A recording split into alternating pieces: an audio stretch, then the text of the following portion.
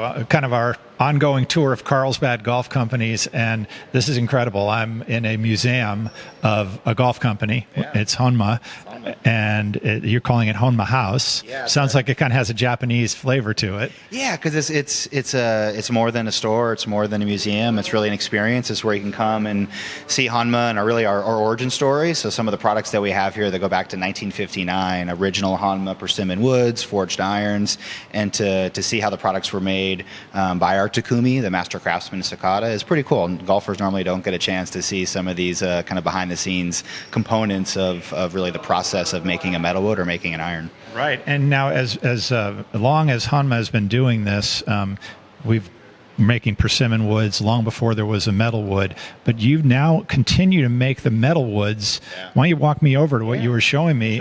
You make them with a block of persimmon as the original kind of design and mold, and what gets created into a metal wood. Yeah, I mean, there's so much technology that goes into building and ultimately manufacturing a club head, and we leverage all that tech on the inside, but really what Honma is known for is beauty in the craftsmanship. So that all starts with the shape.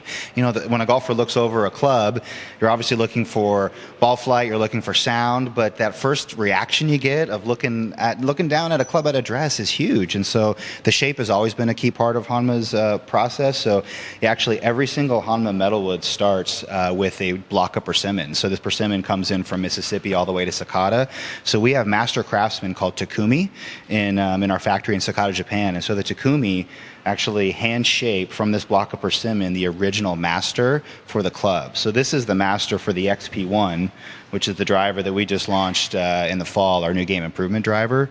So all of the shaping and the details and the lines and the beauty of the club starts by hand, and then ultimately this gets put into a CAD model and we go forward with manufacturing. And there's a ton of technology on the inside, but the process starts with a hand-shaped persimmon block. Okay, and I'm not even sure in the back in the day where all clubs were made out of wood if necessarily all of them were hand-shaped. I mean, they were put on a lathe and a machine. I don't know how they were, but this is really incredible. You've taken the craftsman tradition and you've carried it forward. Tell me a little bit about the brand Honma in Japan, and market share, and what your goals are for the U.S. Yeah, well, Honma's huge in Asia and really around the world. It's been known since 1959 as a premium, higher-end brand known for craftsmanship, a real tour presence actually for a long time. And so Honma's over a $250 million company globally. So not a lot of folks in the U.S. would know that. Our U.S. presence has been smaller, and we really are making a big push into this market. So that starts on tour with Justin Rose and now representing the brand. So